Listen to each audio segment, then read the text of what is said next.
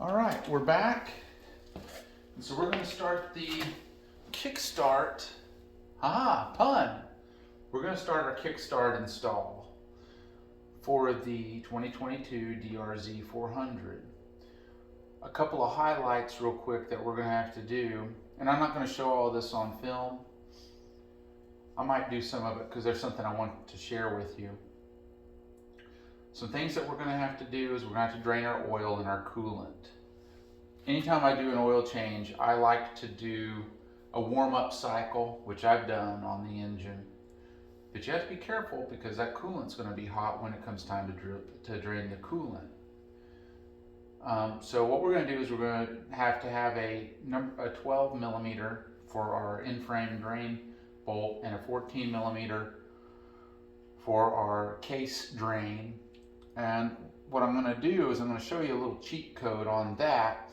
Then when we get that project done, then I'm going to allow it to drain and whatnot. Then we're going to drain this out here. I might show that, but we'll need an 8 millimeter on the bottom of the water pump to remove that. And he's just got a standard, well, it's a temperature,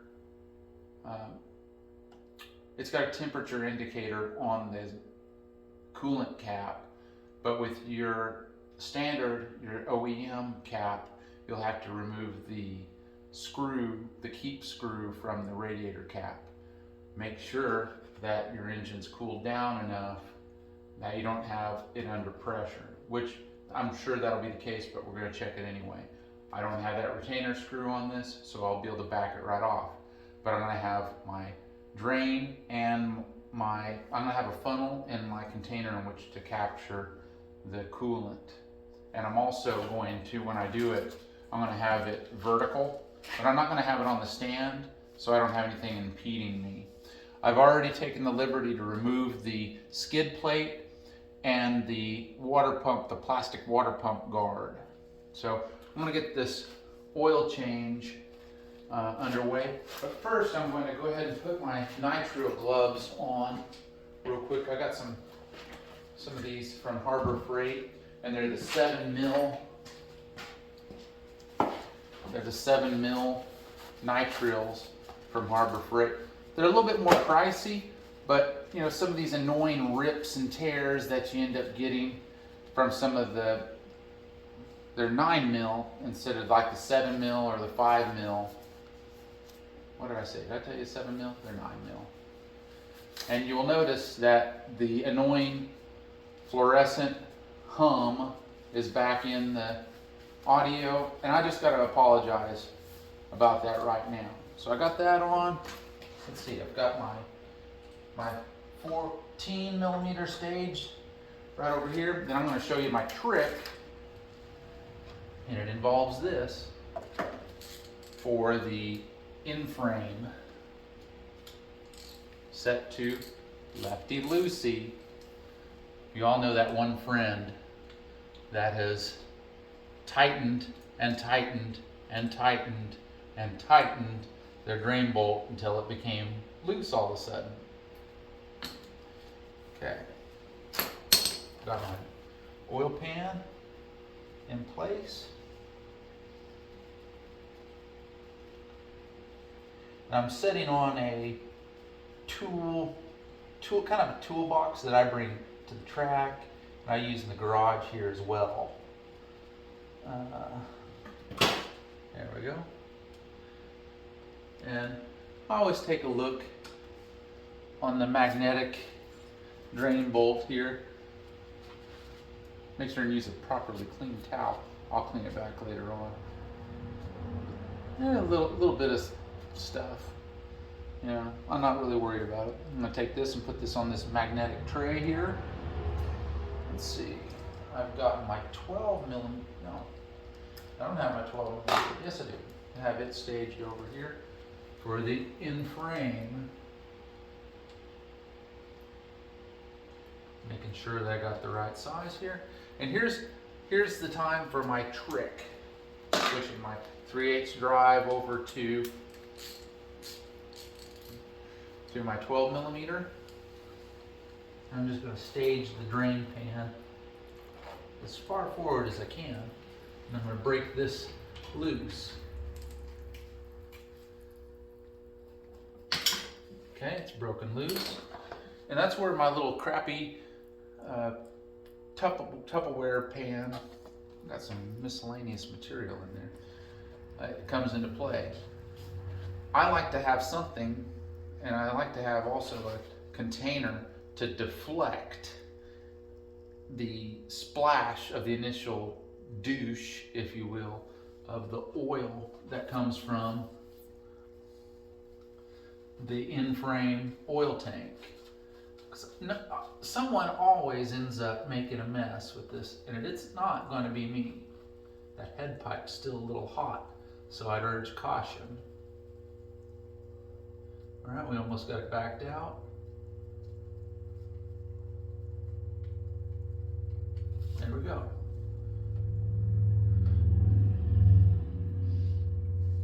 So we got our drain bolt.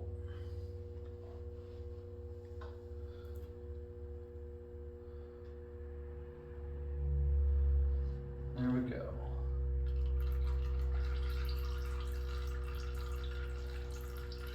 I mean, there's still going to be a minimal mess, but I wanted to show the drain bolt, so you get what you get. Okay.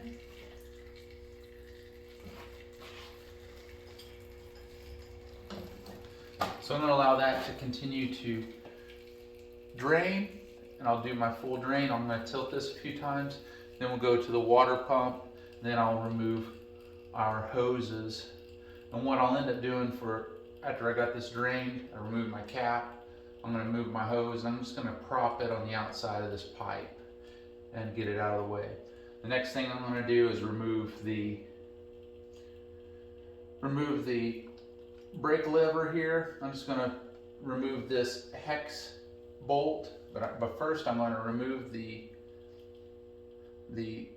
cotter pin on the back side here of the bolt and back this out. And I'm not going to get crazy with it. I'm just going to move it out of the way so I have complete access to this clutch side case cover. So we're going to do that, and I'll get right back with you. All right, we've drained our coolant, and I definitely did not remove this drain bolt. I did. And I drained this the remainder or the majority of this oil out of this compartment when I removed our oil filter. We removed all of our oil. We're doing an oil change, and I'm going to try to get in my light as much as possible. Our O-ring is in place here, and I'm going to go ahead and install our new oil filter since we're at it. And this has got the, I'm going to go down here onto the floor where I set it. And where's our old filter? And we've got this. I'm going to clean this out. I really like these. Wow, that's pretty clean. Usually these magnets do a really good job of picking up any grunge or anything, but there hasn't been a lot of miles put on this. But I'm going to clean this up, and I'm going to reinstall our cover for it, and then I'm going to remove our bolts here. Note that we've removed our hose, and as I stated, I put it over here on the other side of the exhaust pipe, so it's out of the way.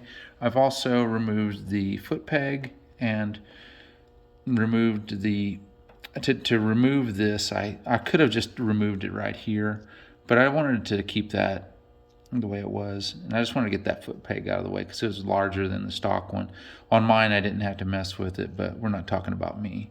So we had that upgraded foot peg. If we didn't show you here, we have this here. So it's a real wide one, so we got it out of the way.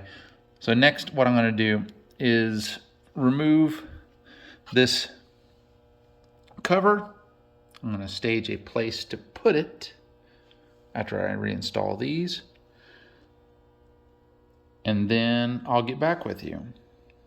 All right, we got the clutch side case cover removed. And I've got it sitting over here on my batteries, my used up batteries. That's just my stash. And over here in my magnetic holder over here, I got my bolts. I'm not worried about putting them exactly where they were because I'm gonna size them up later. So what we've got to do now, obviously, we've got to remove this clutch, all the clutch basket and everything. So I'm gonna get my Allen heads, my metric Allens, and remove the clutch springs and this front piece, and I'll be exposing our nut in the center for the clutch. So I'm going to get to that point and I'll show you our progress. All right, we're back on the tripod again, and this might be a little bit of a longer segment, but it's for good reason. We've removed our cover and our plates, and I've taken them out and set them down with the cover and the plates inside of the clutch side case cover. And what I've got is a very important tool I use often, and this is a inner hub holding tool. This is one I got it from Cycle Gear. Many of them make it. I think Tusk makes them. But the key of this is to just hold this hub.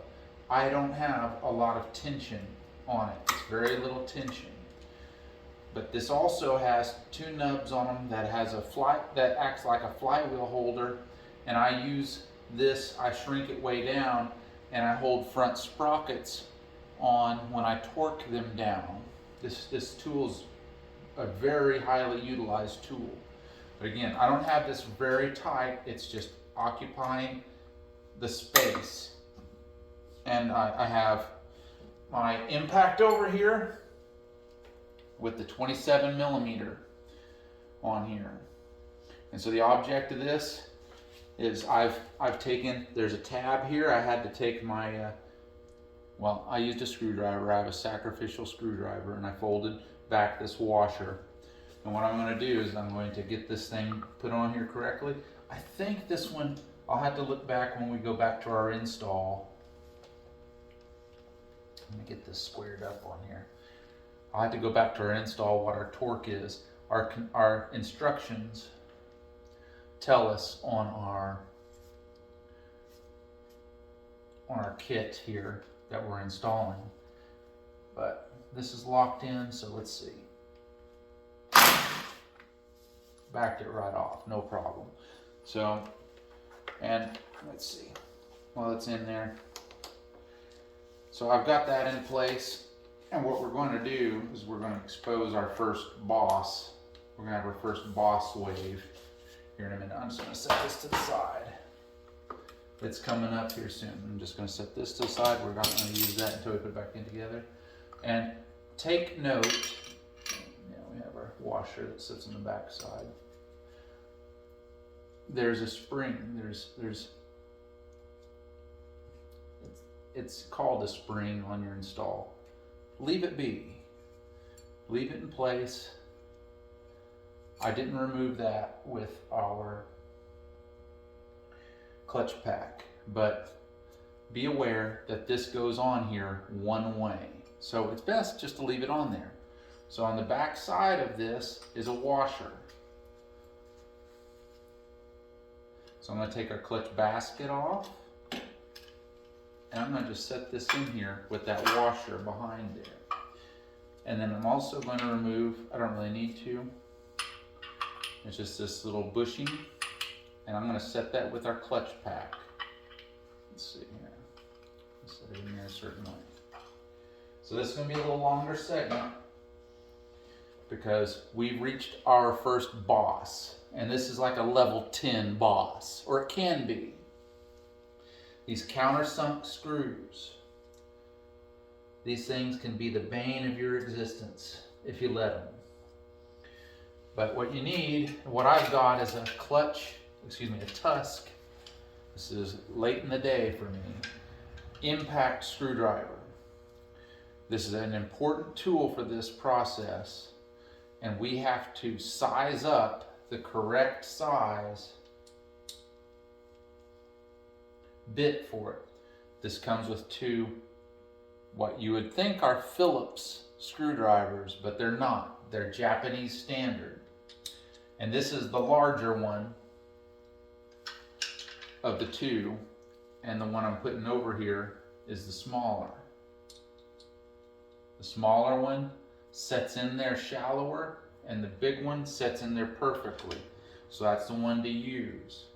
So I'm going to equip that. And I'm going to turn this into the loosening mode. But this is a boss, so I need some encouragement. I got my MAP gas. And this can be something that you can screw up real easy.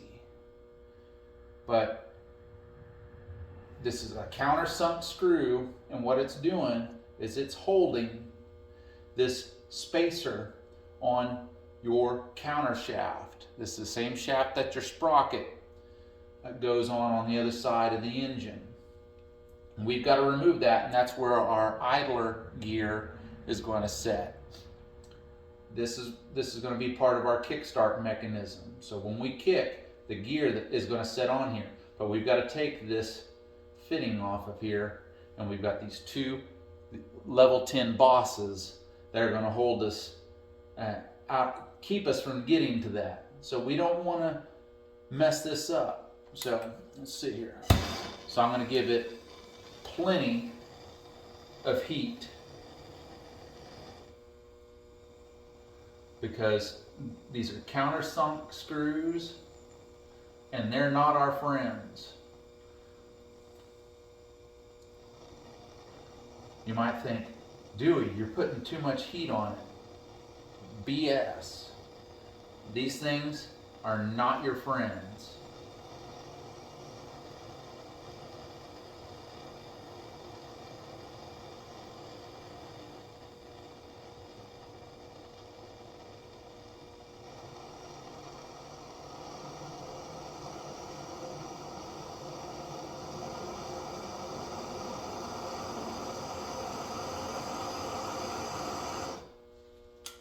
Okay, that sucker's good and hot.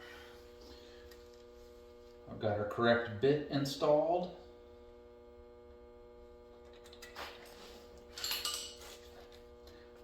Got my hammer. Just forgive me, I'm getting into position.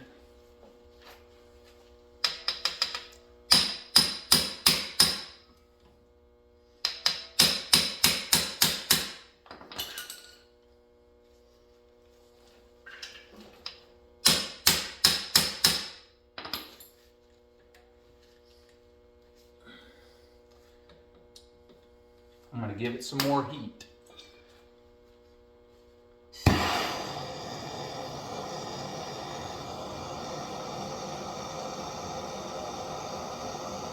These things are not your friend.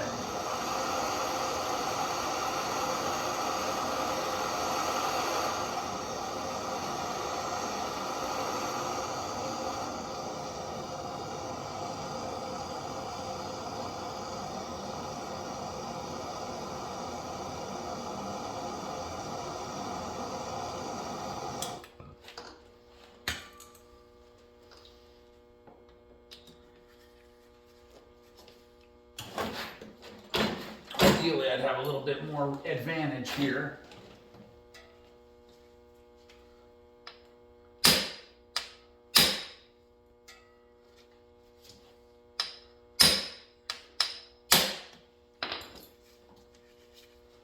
I got one broke loose.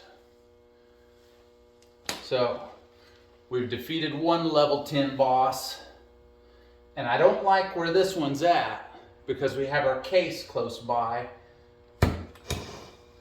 So we're going to have to be careful about it.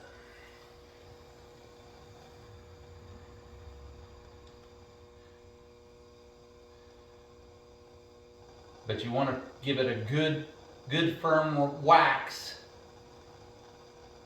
with that hammer and make sure and hold that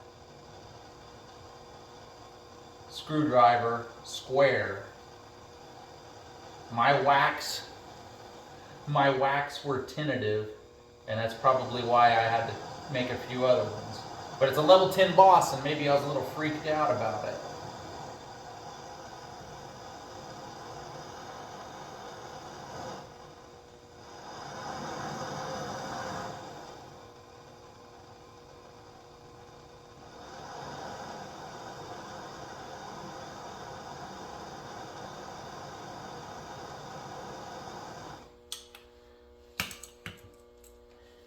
Some might say, Dewey, that's excessive. You're probably right.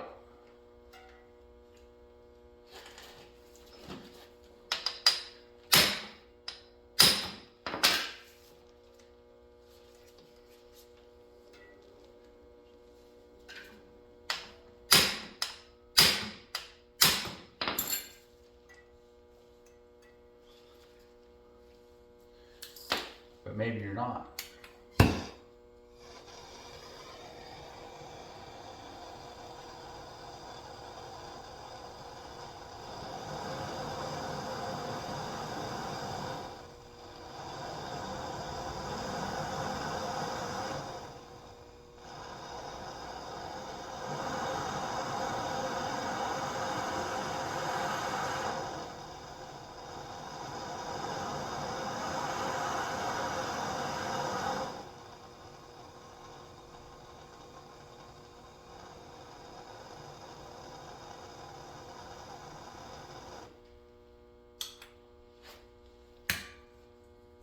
Make sure to have a fire extinguisher ready. Move my toolkit out of the way because I want to make sure and square this up.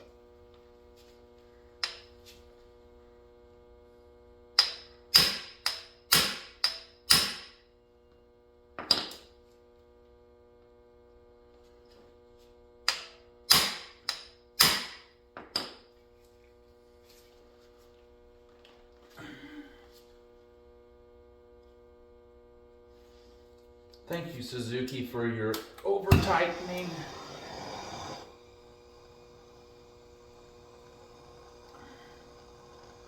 It's never the first level 10 boss, it's always the second one.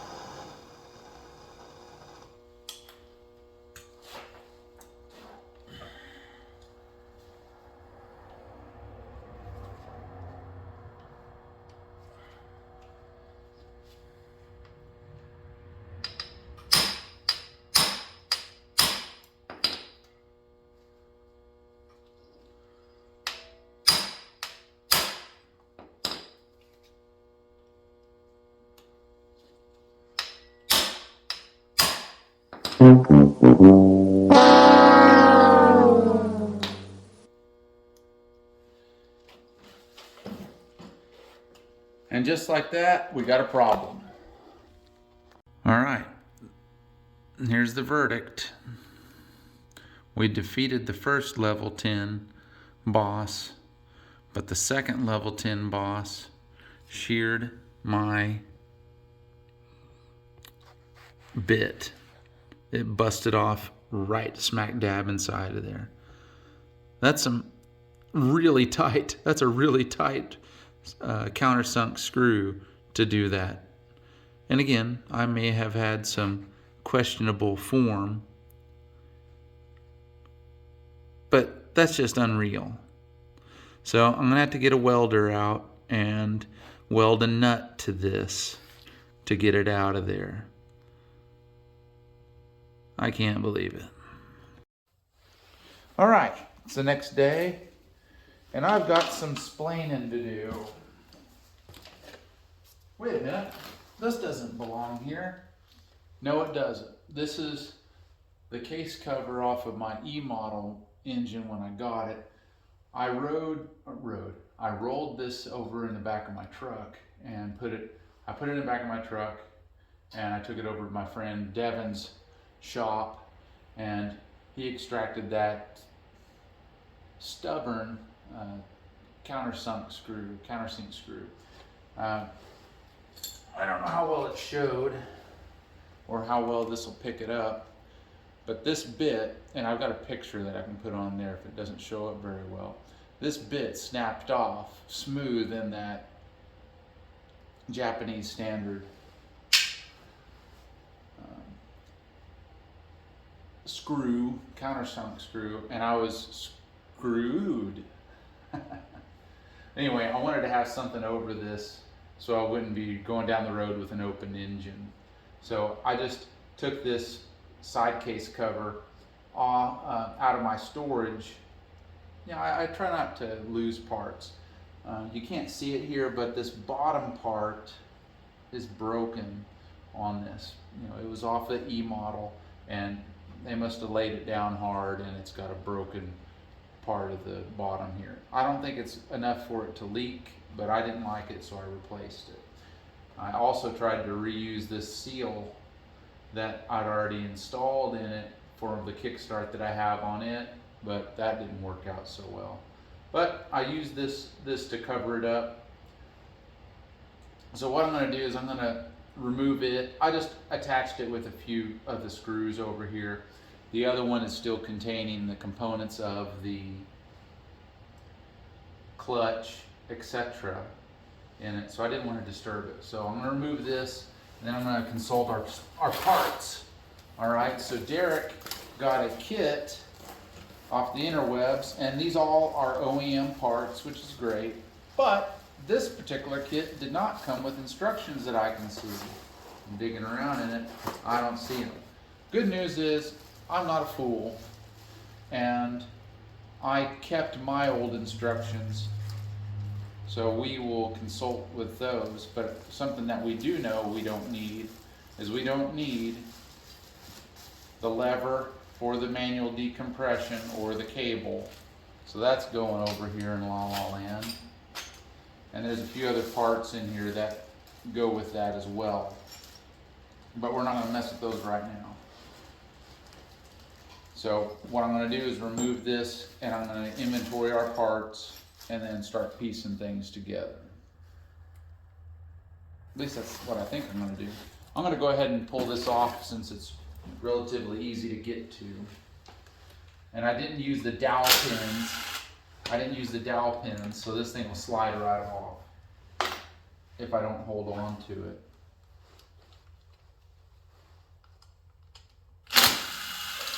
Today is Valentine's Day. This is actually late in the evening, so nothing happening here.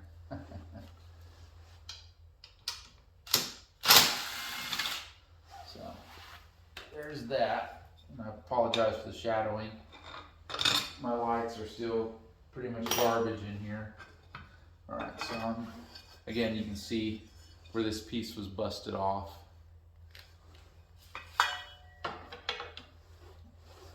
I'm just going to lay that down. So I was able to remove this one, and this one was the one that gave us trouble. We taped all of this off and excluded it from any of the flying metal, and we were able to extract that bottom screw, and I was able to go to Ace Hardware, True Value, and get replacement ones that go to it. So here's our bracket that goes on there. I'll have to double check the manual for the orientation. Let's see here. Let's see. I went ahead and took the liberty of taking this spacer off of the counter shaft here. That is going to be replaced with, out of our kit here, this gear. No, not that gear. This one with this bushing here. So I'm going to show that as soon as I've gone through and consulted my manual. This is the other screw, and I don't know if that focuses very well or not. This one came off just fine because obviously the bit did not destroy itself when I was impacting it off with the hammer. And here is the nut that we welded, or that Devin welded to it, and gave us the ability to extract it. So right now I'm going to insert a few of the pictures and maybe a short video that I'm just going to overlay here of that.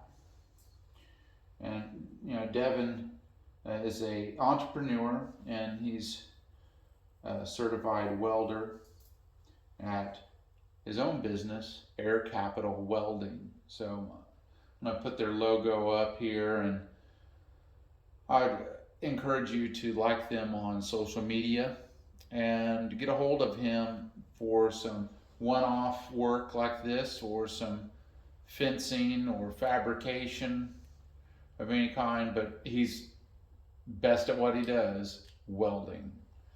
So I went over to Ace Hardware here, and I got some, these are actually stainless steel screws, countersunk screws, countersink screws, and they're the same dimensions as what was in there, but they have an Allen head on them. I'd be a little bit happier if they were a little larger Allen head, but we're going to use a little bit of blue thread lock on them, and I'm not going to send them to the moon. So that's what we're going to do. We're going to attach, we have two pieces that go on to this portion right here. There's a screw, a hex head screw that goes on here that holds those two pieces in. I'm going to also use some thread lock on that, and we will be using the instructions to properly assemble the components here. And I'm going to try to get a quick video of me with the assembly once I consult the instructions with the spring and everything in place, and then we'll get back to you. All right, we're back over here, and I've got the stopper installed below the guide, the Kickstart guide, as indicated by the manual. And I've installed the screw that holds it in place with a little bit of blue Loctite, thread lock, etc. So I've got that. It's in place. It says tighten securely, no torque value. So I didn't impact it to the moon. I just tightened it securely with the blue thread lock. Next, I've got the manual, which I've gotten. This is the manual that I have from my previous installs, and the Kickstart components, and I'm going to lay them out. They have a certain procedure here to assemble them, certain order to assemble them in, and I'm going to do that exactly. I'm also going to just pre-install. I've got a little bit of Rotella here in my little oiler, so I'm going to pre-lubricate those components and place them in place. Then I'm going to move on to this component here with our idler gear. Then for the most part, our Kickstart is going to be complete. I haven't said anything about this, but I'm going to leave this clutch side cover off of here, because later on in this series we're going to be taking the tank off, and we're going to be installing the E-model cams. That's not really a big deal that I leave this off, but we're going to be removing tension from our cam chain, and just in case something wacky happens, I'm going to take advantage of the fact that this is off of here. So if we do, for whatever reason, lose our tension on our cam chain, I'll have easy access to it. So I'm going to assemble these components, and I'll be right back. All right, we've made some progress. We've installed our Kickstart shaft along with all the components, and we've placed the spring retainer in, or spring in its retainer slot, and we've installed our idler gear, and with some blue thread lock, we've put in the 2 replacement screws, countersunk screws with a little bit of thread lock on it. And I have, in reverse order, placed the clutch basket back on, and have again used my tool here and my torque wrench and torqued it down to 50.5 foot-pounds. So what I'm also going to have to do here is fold this washer over here and then replace the rest of our clutch components right here. Now I have a new gasket to go on here, and I will be using it, but I always keep my old gasket just in case. I think this gives us a good opportunity to take a look at this old, well, maybe our old gasket here. And if there was a design flaw that Suzuki made, and it would be this: Yamaha uses a dowel pin for this orifice here. They use a dowel pin to seal this in. This is why and this is for our oil passageway, if I'm not mistaken, but this is why it's so important to use the OEM gaskets on it, because it's got a little bit of extra material built into the gasket here and here. Very crucial. And it's also very crucial if you're going to do a top end, the base gasket. You'd be best off to use the OEM base gasket, even if it's just a skosh thicker on these S or SM models, because instead of a dowel pin for the water passageway right over here, they just have this gasket material that is on that base gasket that gives it a little bit extra of a adherence, if you will, or sealing surface. So along with this kit, the remaining things we have to install, obviously the kickstart shaft, or kickstart itself and its retaining bolt, and our washer, excuse me, not our washer, but our seal for the clutch side case cover. And then obviously we need to put the rest of our clutch back together. But I'm going to leave this off for now, so that when I remove the valve cover, I will be able to access the old cams, uninstall them.